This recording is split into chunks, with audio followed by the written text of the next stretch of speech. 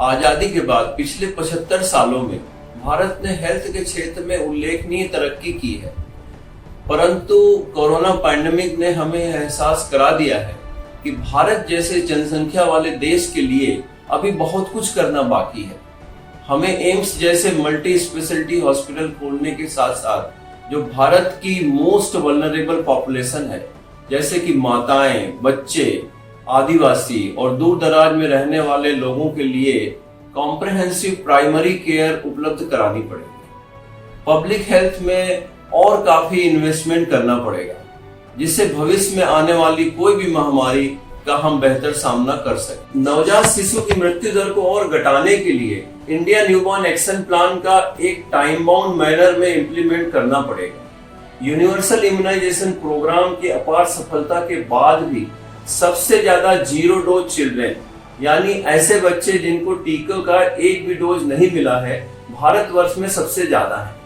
हमें immunisation agenda 2030 को अपनाते हुए इन बच्चों को का टीकाकरण सुनिश्चित करना पड़ेगा। कोविड वैक्सीन के अनुभव से इम्यूनाइजेशन अक्रॉस लाइफ कोर्स, यानी कि हर उम्र में वैक्सीनेशन हो, इसके लिए एक परमानेंट सिस्टम तैयार करना होगा।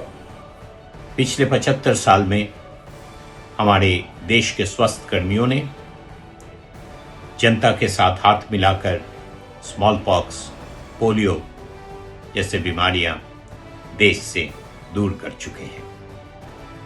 हमारे देश में और एक कार्यक्रम भी तेजी से आगे बढ़ रहा है, साधारण टीकाकरण कार्यक्रम, रूटीन इम्यूनाइजेशन प्रोग्राम।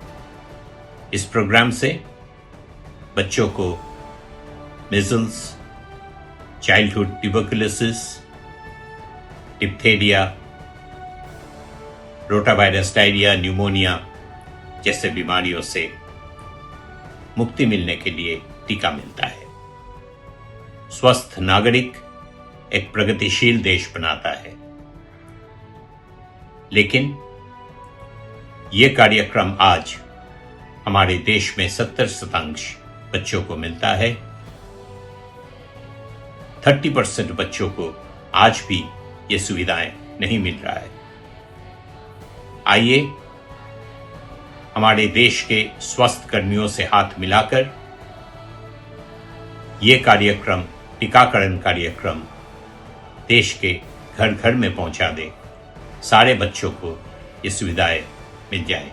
आपको मैं एक बात बताना चाहूँगा, पूरी दुनिया में भारत के जो ट्रेन डॉक्टर्स हैं वो सबसे अच्छे। We produce the best doctors. ये बात कहीं से भी मैं तोड़ मड़ोड़ कर नहीं कह रहा हूँ, ये एक फैक्ट है। हमारे डॉक्टर्स अमेरिका में, यूके की नेशनल हेल्थ सर्विस में, हमारे वैज्ञानिक नासा में, दे आर दी बेस्ट। क्योंकि हमारे यहाँ जो स्वास्थ्य की ट्रेनिंग है वो सबसे अच्छी है। जहाँ तक एक बहुत बड़ा गैप पैदा हुआ है, वो इसलिए पैदा हुआ है क्योंकि मेरा भारतवर्ष गांव में रहता है और गांव की आबादी को कहीं वो बेनिफिट मेडिकल सुविधाओं का पिछले 75 सालों में नहीं मिल पाया है जो कि मिलना चाहिए था आबादी के प्रोपोर्शनेट।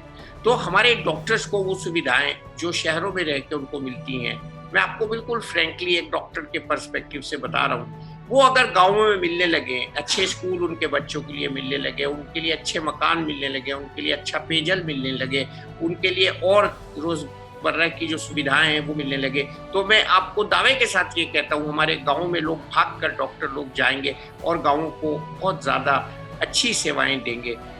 जब इंडिपेंडेंस के टाइम में हमारे प्राइमरी हेल्थ सेंटर का संख्या था 725, अभी ये 30,000 से ऊपर हो गया।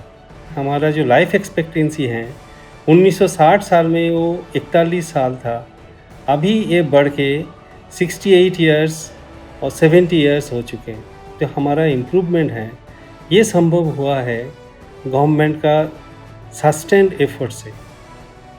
ये आयुष्मान भारत योजना जो और बढ़ के एक्सपांड होकर अभी प्रधानमंत्री जन आरोग्य योजना, जिसमें हमारा गांव में भी लोगों को सारा स्वास्थ्य संबंधी इलाज हैं, जो भी सुविधाएं हैं वो मिल रहा है।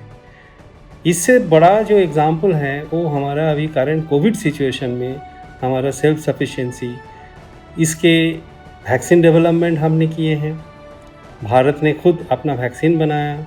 उस हिसाब से ये जो पीपीई सूट्स हैं, जितने चीज़ें हैं, पहले इंपोर्ट होता था, अभी सब यहाँ ही बन रहा है, यहाँ से बाहर जा रहा है। एक दिन आएगा जो हम खुद सारे हमारे टेक्नोलॉजी, दवाई, सब कुछ हम बना पाएंगे। उसके लिए जो साइंटिफिक एफर्ट चाहिए वो भी भारत ने काफ़ी हद तक सक्सेसफुली बना पा रहे हैं। जैसे हमारा फार्मा इंडस्ट्री है, वर्ल्ड में ये 3rd पोजीशन में है। हम पूरा वर्ल्ड की जितनी वैक्सीन रिक्वायरमेंट है उसका 1/3 से भी ज़्यादा वैक्सीन इंडिया में बनता है। तो ये एग्ज़ाम्पल हैं कि 75 साल के बाद जो स्वाधीनता के आगे भी हम बहुत अच्छा तरक्की किए हैं। हमारे जो आम जनता है, सबका जो हेल्थ नीड है वो हम पूरा कर सकते हैं बाय हमारा इंडिजिनस टेक्नोलॉजी डेवलप करके। स्वनिर्भर भारत का जो हमारा अभी दिशा है उस तरफ हम आगे बढ़ रहे हैं।